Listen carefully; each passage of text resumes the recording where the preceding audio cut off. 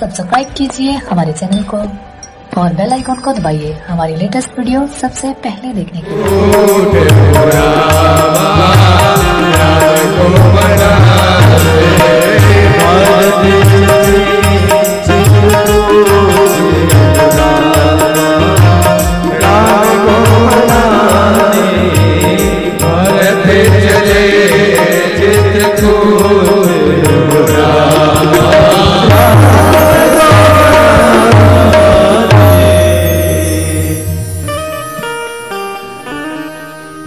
भरत जी की यात्रा प्रारंभ हुई है। चल पड़े चित्रकूट के लिए।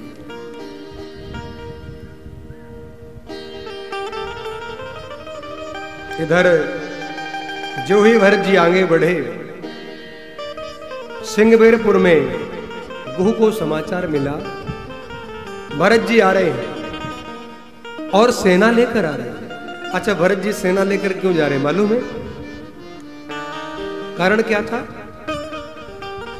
भरत जी ने एक निर्णय किया है, हम चित्रकूट में जाकर के राम जी का राज्याभिषेक करेंगे, सत्ता वहीं सौंप देंगे और जहां सत्ता सौंपी जाती है वहां गार्ड ऑफ ऑनर दिया जाता है, सलामी दी जाती है।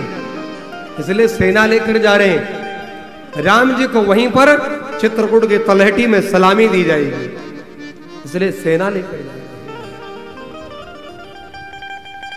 भरत जी चले जा रहे हैं। गुह को पता चल गया कि भरत जी आ रहे, सेना लेकर आ रहे हैं। गुह ने कहा कि एक काम करो, अब सब नौकाओं को छुपा दो,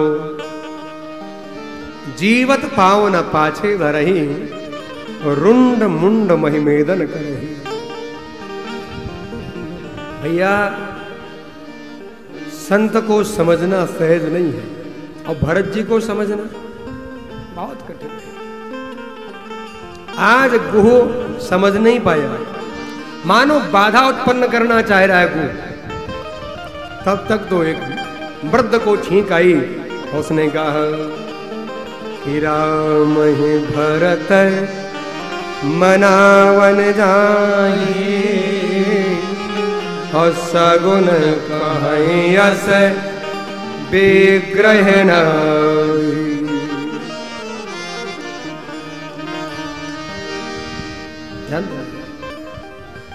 वृद्ध ने उपदेश किया, जवानी का जोश। एक जगह एक मकान में आग लग गई, सब भाग गए, दो नहीं भाग पाए। एक व्यक्ति लंगड़ा था, एक व्यक्ति अंधा था। अंधा भी आग में फंस गया और लंगड़ा भी आग में फंस गया, भाग नहीं पा रहे। तो लंगड़े ने अंधे से कहा, तुम्हारे पैर हैं और मेरे आंख हैं, चलो राजीनामा कर लेते हैं, क्योंकि मेरे पास आंखें ठीक है, मैं देख सकता हूं, आपको रास्ता बताऊंगा कहां से निकलना, और तुम्हारे पास पैर हैं तो मुझे कंधे पर बिठाओ, दोनों मिलकर बाहर हो जाएंगे। समझौता हो गया और दोनों बाहर आ गए। ये लंगड़ा कौन, अंधा कौन? अंधी जवानी, अंधी जवानी और लंगड़ा बुढ़ापा। बुढ़ापे के पास पैर नहीं है और जवानी के पास महाराज जोश है लेकिन आंखें नहीं है। ध्यान देना, ये दोनों मिल जाए, जवानी का जोश और महाराज बुढ़ापे की नजरें, तो महाराज व्यक्ति पार हो सकता है। ध्यान देना। आज उस वृद्ध ने कहा चिंता ना करे, तो गुह ने फिर 3 प्रकार की भेंट मंगाई है, कंदमूल, फल, खगमृग और मछलियां। कंदमूल सतोगुणी है, खगमृग रजोगुणी है और मछली तमोगुणी। ये भेंट रखी और निर्णय किया, जिसमें भरत जी की दृष्टि होगी वैसा ही भाव समझेंगे। अब ये सारी भेंट रख के गुह ने दूर से भरत जी को प्रणाम किया। जो ही प्रणाम किया, गुह जमीन पर लेट कर प्रणाम कर रहा है। तो भरत जी ने पूछा, गुरुदेव ये कौन है? गुरुदेव बोले, भैया ये राम जी का सखा है, राम जी का मित्र है। भरत जी बोले, ये सखा और मैं दास, ये नीचे में रथ में, ये कैसे हो सकता है? भरत जी ने तुरंत निर्णय किया। गोस्वामी जी कहते हैं कि राम सखा सोने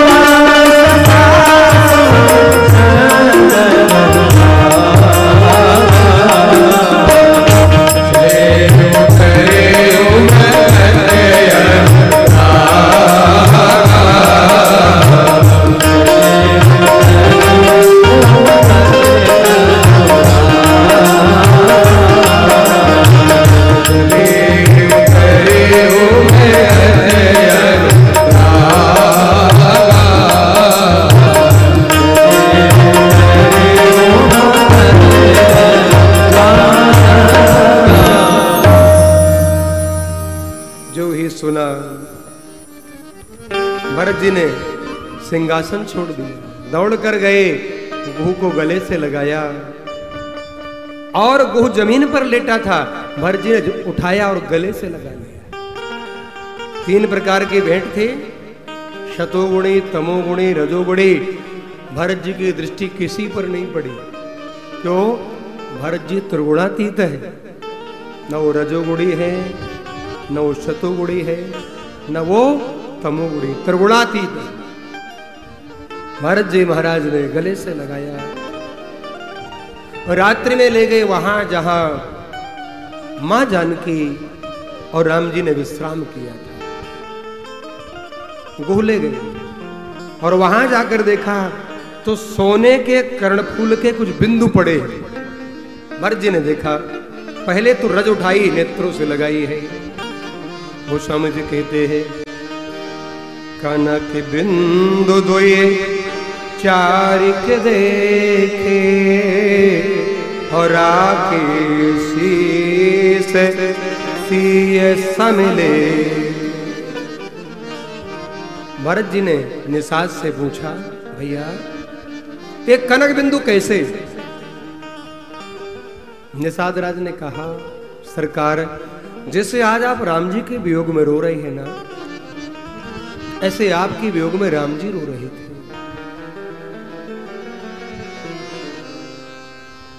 जब रात में राम जी विश्राम कर रहे थे तो मैंने कहा, सरकार आपको ऐसे में सोने का अभ्यास तो है नहीं है।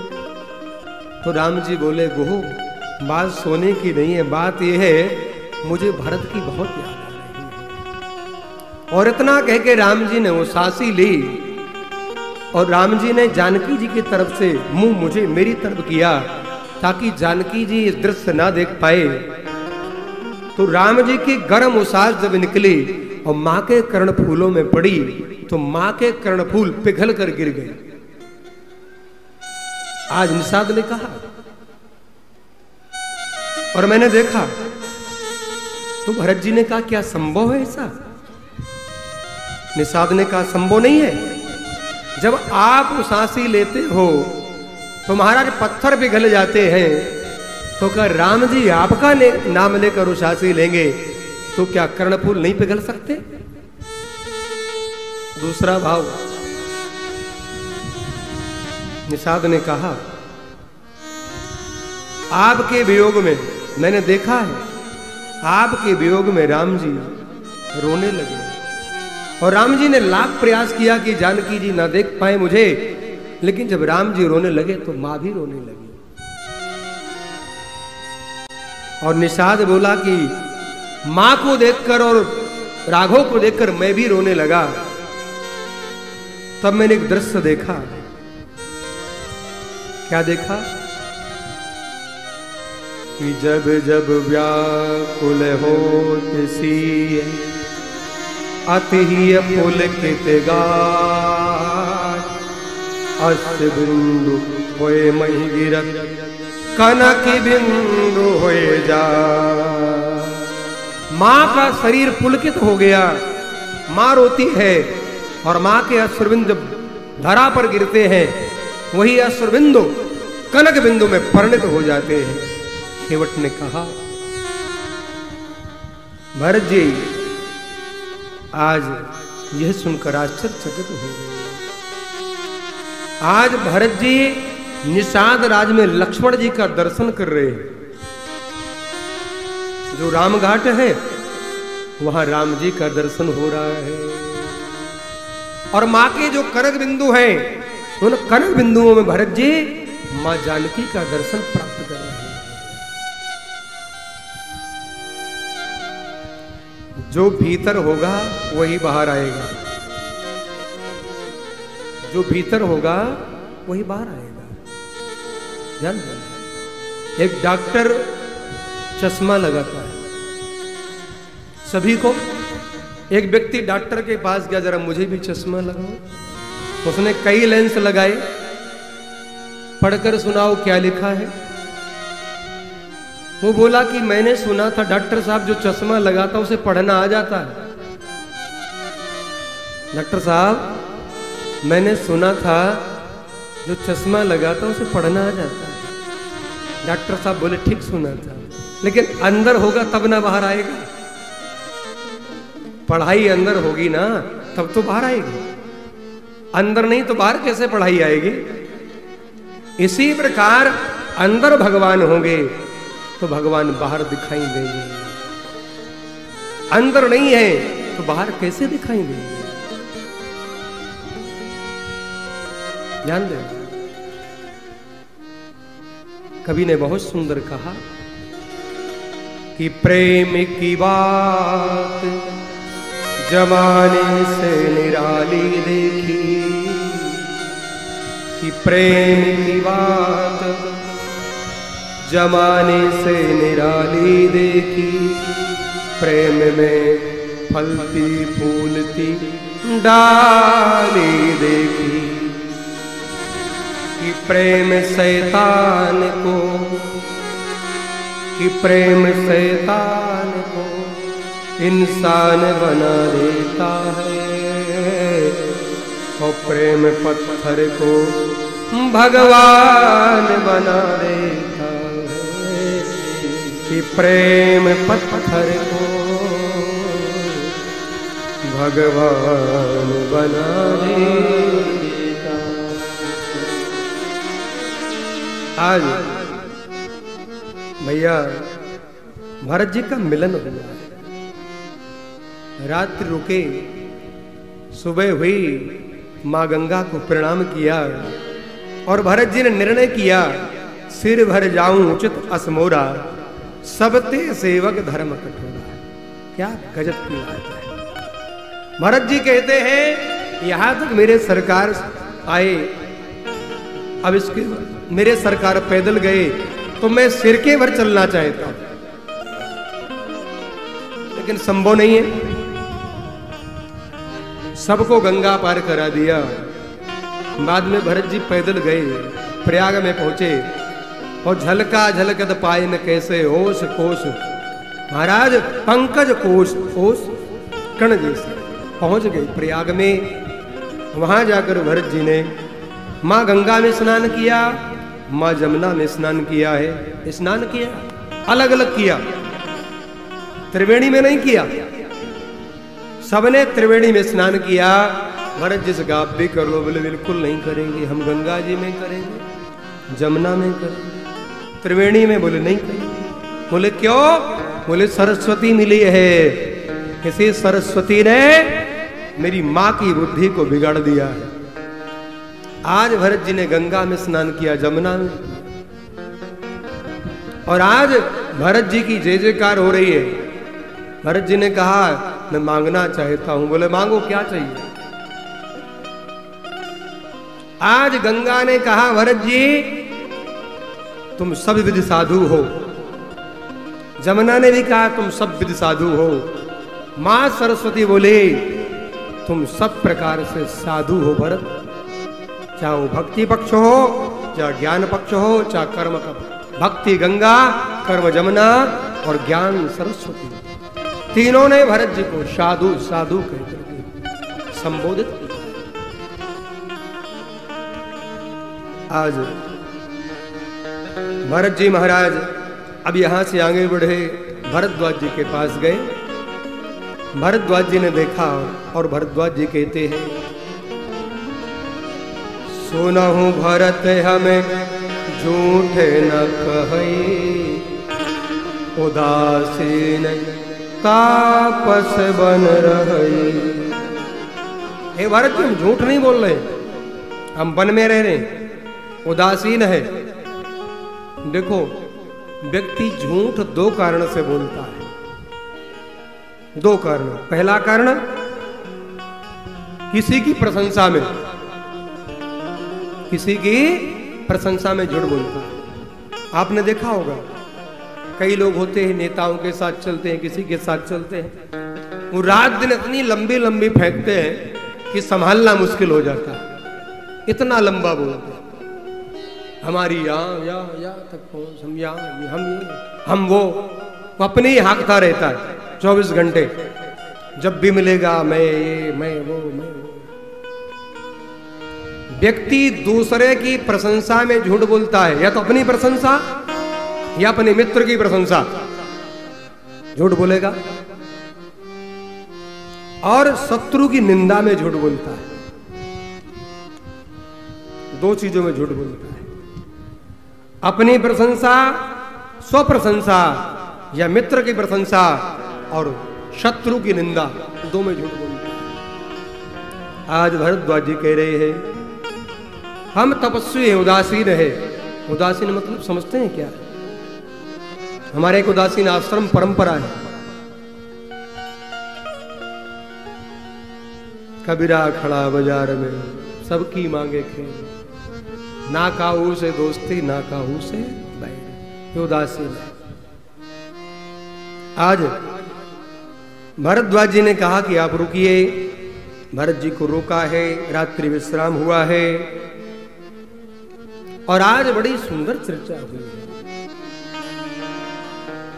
भरत जी की जय जयकार हो रही है। एक संत का मिलन हुआ, भरद्वाज जी का मिलन हुआ। आइए एक भाव को वंदन करें। हमारे अवध के संत श्री रामहर्षण दास जी महाराज, शाकेतवा से श्री रामहर्षण दास जी महाराज की बहुत सुंदर रचना है, और उन्हीं के शिष्य हैं, आपने भी सुना हो, डॉक्टर श्याम सुंदर पाराशर जी, जो ब्रज में रहते हैं, भागवत के बहुत सुंदर विद्वान हैं, और हम भी उनको वंदन करते हैं। डॉक्टर साहब जिन्होंने भागवत में पीएचडी किया है। ऐसे विद्वान महापुरुषों की कथा सुनने का भी आनंद होता है। उनके गुरुदेव, हम बचपन में अवध में रहकर पढ़ते थे, उनके गुरुदेव श्री रामहर्षण दास जी महाराज, पंचरस का 4 अवतार उनको माना गया, अनेकों रचनाएं की हैं। उनका एक बहुत सुंदर पद है, जब साधु भगवान के नजदीक पहुंच जाता है तो साधु का जीवन कैसा है, इसका मूल्यांकन किया। आइए जरा। दिल तुलियो दिलदार करो, दिल तुलियो दिलदार करो,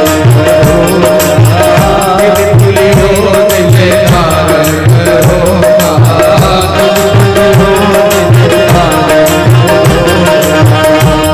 तुलियो दिलदार करो, तुलियो दिलदार करो,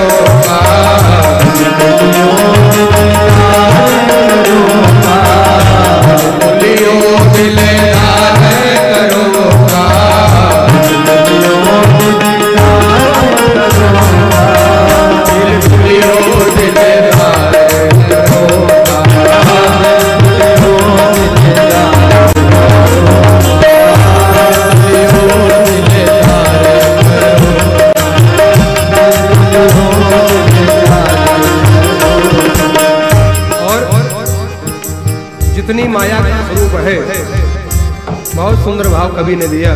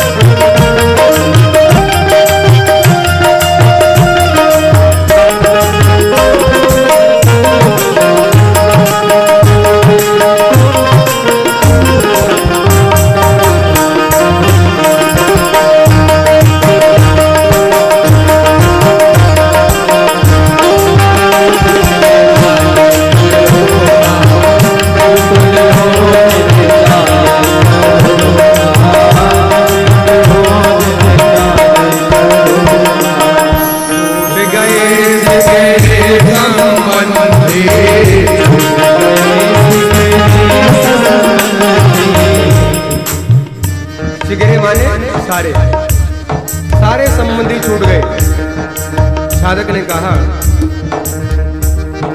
छूट गए सिगरे संबंधी,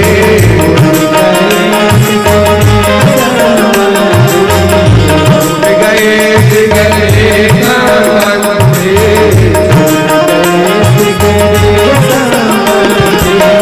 पति पुत्र परिवार करो,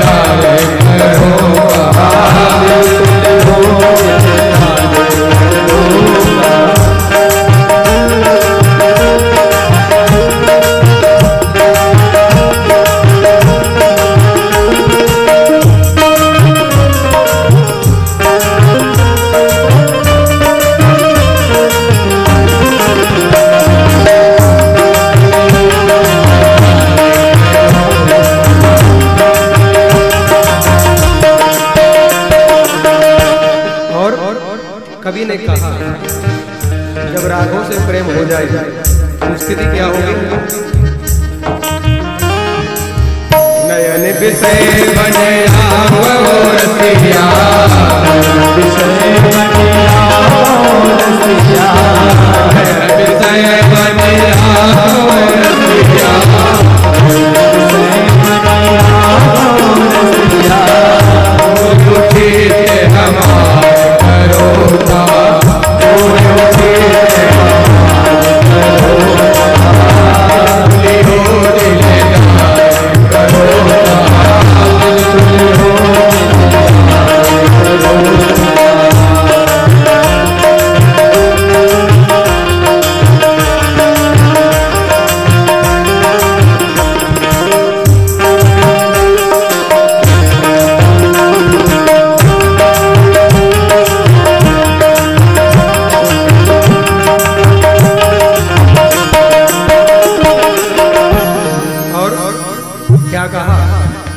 अंतिम पंक्ति में श्री महाराज श्री ने क्या लिखा?